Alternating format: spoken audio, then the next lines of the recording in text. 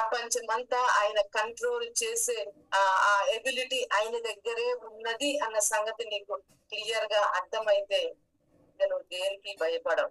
రేపు ఎట్లా జరుగుద్ది అనేది నువ్వు భయపడవు.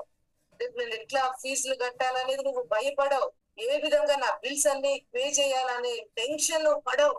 ఎందుకు అంటే తెలుసా దేవుడు అన్నిటినీ చూసుకుంటాడు. అన్నిటినీ చూసుకుంటాడు.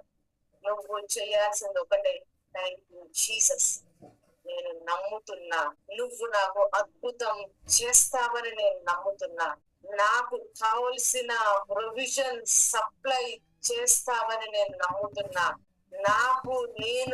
నాకు అద్భుతం జరగడానికి ముందే నా కోసం ప్రిపేర్ అయిందని నేను నమ్ముతున్నా. నేను అడగడానికి ముందే నువ్వు నా కోసం ఆన్సర్ ని పెట్టావని నేను నమ్ముతున్నా. రేపటి గురించినవన్నీ నాకు రిలీజ్ చేస్తావని నేను నమ్ముతున్నా. పిల్లరా, ఎవ్రీ డేని నువ్వు ఎంజాయ్ చేయాలి.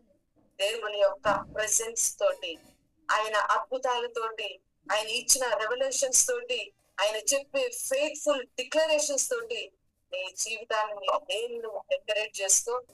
నువ్వు భయపడవు. అర్థమవుతుందా? ఫియర్ అనేది న్యాచురల్ గా ఉంటే ఒకటి, కానీ అది గనక నిన్ను పట్టిందంటే అదొక స్పిరిట్ లాగా అయిపోతుంది.